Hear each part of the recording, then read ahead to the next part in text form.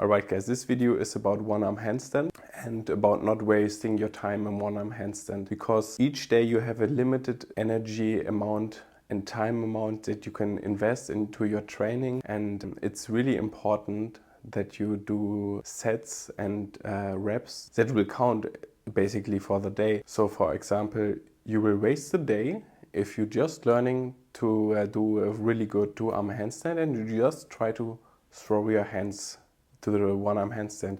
This is a common mistake people tend to do, and like for centuries. And it's really important that you manage your energy and training in a good way. So my thoughts on this is, first, make sure you have a really important fingertip support handstand, really. Or even before that, like start with side bending, just shifting the weights of the hips from left to right. And yeah, so make sure you start in a good straddle and then slowly try to shift the hip. If you go to the right side, you want to bring your right leg down. And this is just really makes this left, right. It's really important to train each side also. So because you will spend a lot of time when learning this if you don't have a gymnastic background. And it's also really important to train both sides, you know, because you will spend a long time there. And so yeah, train each side similarly. So you want to have a good one arm on your left side, and you also want to work on building a good one arm on your right side. And also it's better to do your weak side also first. Start with the weak side, because if you're always relying on your good side, you will get a really strong good side, but your weak side is getting weaker and weaker. And it's a better mindset to strengthen the weak side, and maybe your strong side get little bit weaker, but this way you're more in balance. And so you don't get any health issues or something like this. And then really make sure you start with clean form and technique. For me, I personally got a coach like Yuval on hands, and he really helped me to have a clean form first in the basic positions, like a really good straddle, a really good tuck. So and this is really important to have good foundation and to invest a lot of time in the basics and refining them and make them really efficient and with good form. Because if you're trying to do the one-arm handstand and you don't have a good straddle and a clean form, the chances are really high that you will not make the one-arm handstand. Because if you have a technical mistake in your foundation, if you're struggling with holding a good two-arm handstand, how can you hold a one-arm handstand? It's impossible. And also, if you can't hold a fingertip handstand or even one finger handstand, like finger support with one finger, and getting really light there, how are you supposed to do the one-arm handstand? So really important, be honest to yourself, take your time with it, and do not waste your energy, do not waste your time. And also here, when learning good basics, the wall is always your best friend in handstand. And also for the conditioning for the one-arm handstand, start practicing at the wall. Just gently shift over with the hips from side to side and do this on the wall, film yourself and really take your time with it and try to have a clean form.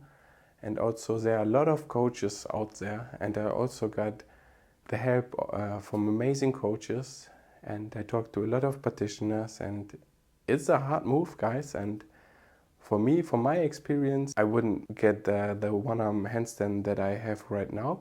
Like, I don't have the best one-arm handstand, but at least I can say I hold it for 10 seconds, and it's a first milestone. And I wouldn't have done it without the help from professional coaches, definitely. And yeah, reach out to these guys. You can reach out to me even. It's really not a shame to get help for this move, because it's really hard and really technical, and it's a journey.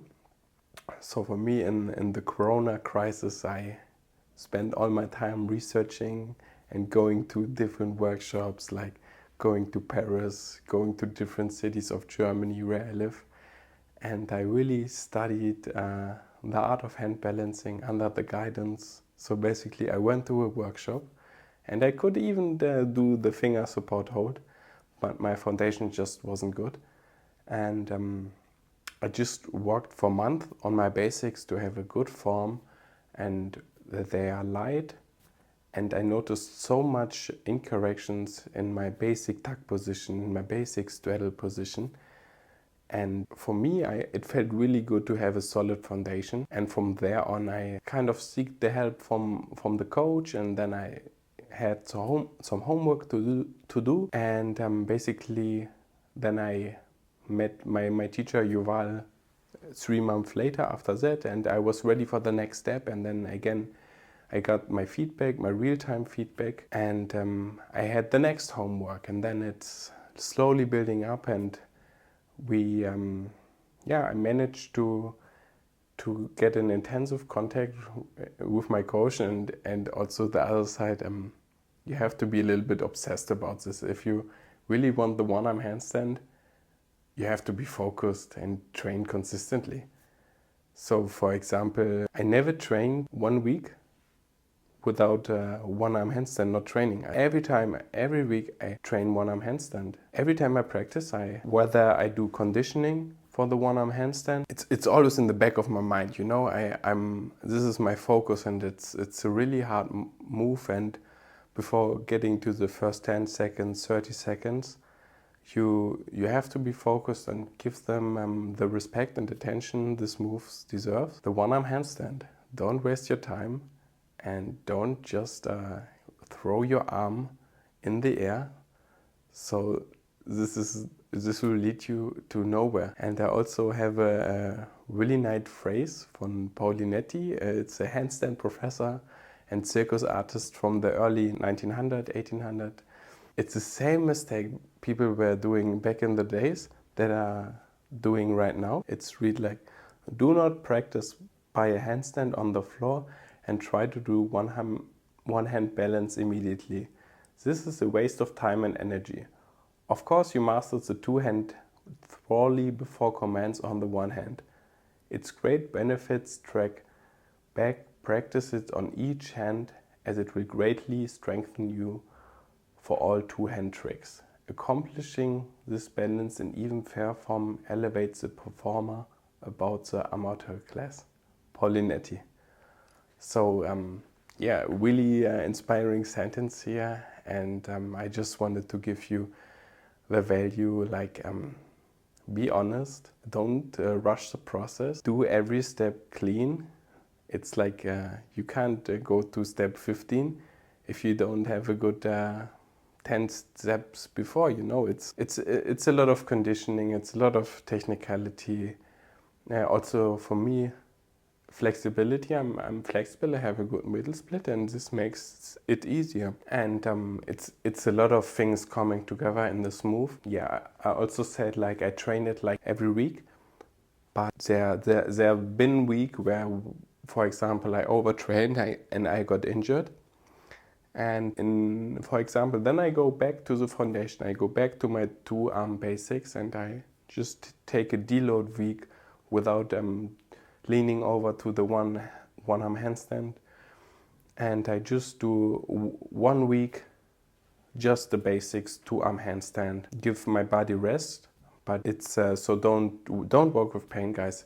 You're gonna experience a little bit pain because the tendons and the joints have to be ready for it. And you can also work with slanted ground.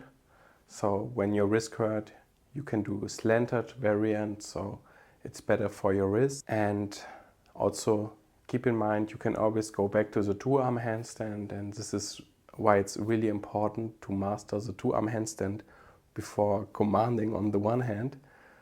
Because if you feel like it doesn't feel good in the body, you have pain, you want to be able to step back to the two-arm handstand.